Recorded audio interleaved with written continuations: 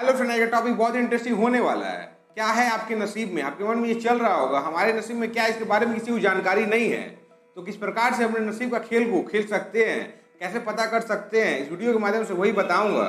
और आपके नसीब में पहले से जो लिखा हुआ है कैसे आपको मिल जाता है, जो आपको समझ में आता नहीं है। आप हमेशा जो चिंता करते रहते हैं, पर नसीब में जो लिखा रहता है वो हो जाता है। चलिए फ्रेंड्स, देरी के वीडियो को स्टार्ट करते हैं, जिससे आपको वीडियो समझ में बहुत ही आसानी हो। आज का टॉपिक बहुत ही सिंपल होने वाला है, कोई कॉम्प्लिकेटेड स्टोरी नहीं है। आज की कहानी एक राजकुमारी के बारे में है, जिसके राज्य में वो एक प्रतियोगिता रखती है कि अगर उसके प्रतियोगिता में जो जीतेगा उसी से वो शादी करेगी। आपके मन में यही चल रहा होगा, प्रतियोगिता असल में रहता क्या है। प्रतियोगिता यही रहता है, वो उसी व्यक्ति से शादी करेगी जो बहुत पूजा पाठ करता है, जिसके पास में भले ही कुछ ना हो, वो सब कुछ छोड़ कर आएगी। राजकुमारी को पैसा नहीं चाहिए, धन दौलत नहीं चाहिए, कुछ भी नहीं चाहिए। उसे बस उसके पति से प्यार करना है और उसके साथ में गुजारा करना है। उसके नसीब में अगर राजा बनना लिखा होगा तो उसका पति राजा बन जाएगा, उसे टेंशन का बात नहीं है।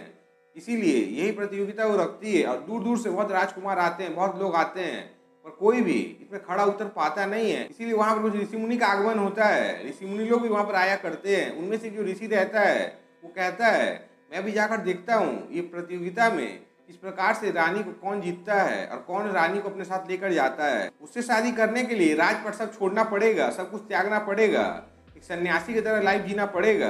भले ही हमारे पास में कुछ ना हो, हम भीख मांग के खा लेंगे। इतना सुनते ही इतने राजकुमार रहते हैं, कोई भी उसमें शामिल होता नहीं है। सब प्रतियोगिता से हार मान लेता है, सब पीछे हट जाता है। तो जो सन्यासी देखने आया हुआ था वो कहता है, मुझे कोई दिक्कत नहीं है, मैं इस प्रतियोगिता में भाग ले सकता हूँ। तो वहाँ पर जितने भी लोग रहते हैं वो कहते हैं, तुम तो एक सन्यासी हो, तुम कैसे भाग ले सकते हो। पर जब ये बात राजकुमारी को पता चलता है तो राजकुमारी कहती है, मेरे नज़र में कोई सन्यासी नहीं है, कोई राजा नहीं है, कोई महाराजा नहीं है। अगर उसके नसीब में राजा बनना लिखा होगा तो वो राजा बन जाएगा, मुझे कोई फर्क पड़ता नहीं है। इसीलिए उसे बुलाओ। उस सन्यासी को बुलाया जाता है, उसे सब प्रश्न पूछा जाता है, सब कुछ में वो खड़ा उतरता है। और जैसा कि राजकुमारी का शर्त रहता है उस प्रकार से वो जैसे बोलेगी मैं वैसे रहूंगा, मुझे कोई प्रॉब्लम नहीं है, जैसा वो चाहेगी वैसा ही होगा।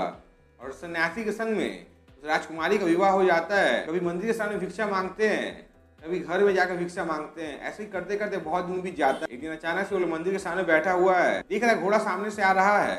और घोड़ा आकर ऋषि मुनि के पैरों के सामने बैठ जाता है। पीछे देख रहे बहुत लोगों का भीड़ है, उसके पीछे पीछे सब आ रहे हैं। ये सब देखते ही राजकुमारी उस लोगों से पूछती है, आप लोग क्यों चौंक गए, आप लोग इतना भीड़ बना के कहाँ जा रहे हैं। तो सब लोग एक ही बात कहते हैं, राजा मरते वक्त कह गया था कि मेरा घोड़ा जिसके पास जाकर रुकेगा, जिसके पास जाकर बैठ जाएगा, वही हमारा नया राजा कहलाएगा। इसीलिए आज से ये सन्यासी ही हमारा राजा है। और सन्यासी को राजा बना दिया जाता है और राजकुमारी फिर से एक राजकुमारी बन जाती है। तो फ्रेंड, मैं आपको इस कहानी के माध्यम से यही कहना चाहता हूँ, अगर आपके नसीब में राजयोग है, राजा बनना लिखा है, तो राजा बनने से कोई आपको रोक नहीं सकता है। एक बार सोच के देखिए, अगर वो सन्यासी उस मंदिर के सामने भिक्षा मांगने के लिए बैठता नहीं तो क्या घोड़ा आकर उसके सामने बैठ सकता।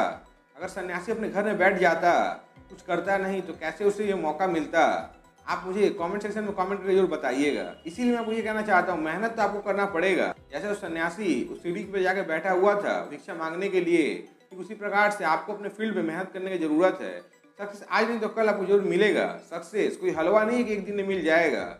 एक दिन में कुछ भी होता नहीं है, पर एक दिन जरूर होता है। उस एक दिन का इंतजार करने की जरूरत है। इस दुनिया में बहुत लोग बहुत चीज में मेहनत करते हैं, बहुत चीज में टाइम देते हैं, पर सफल हो पाते नहीं है। इसीलिए मैं उन लोगों को ये कहना चाहता हूँ, 10 तरफ देखने की जरूरत नहीं है, एक काम पर पूरा फोकस देने की जरूरत है। सक्सेस एक दिन में मिलता नहीं है। आप सोचेंगे मैंने तो कई वर्ष लगा दिए पर सक्सेस मुझे मिला नहीं, तो मैं आपको ये कहना चाहता हूँ, वर्ष देखने की जरूरत नहीं है। शायद मैं क्या कहना चाहता हूँ समझ में आ गया होगा, वीडियो बनाने का मतलब पता चल गया होगा। आज के लिए बस इतना ही। आप मेरे चैनल पहली बार चैनल सब्सक्राइब बटन प्रेस करें और वीडियो पहले लाइक और शेयर करें। Thank you.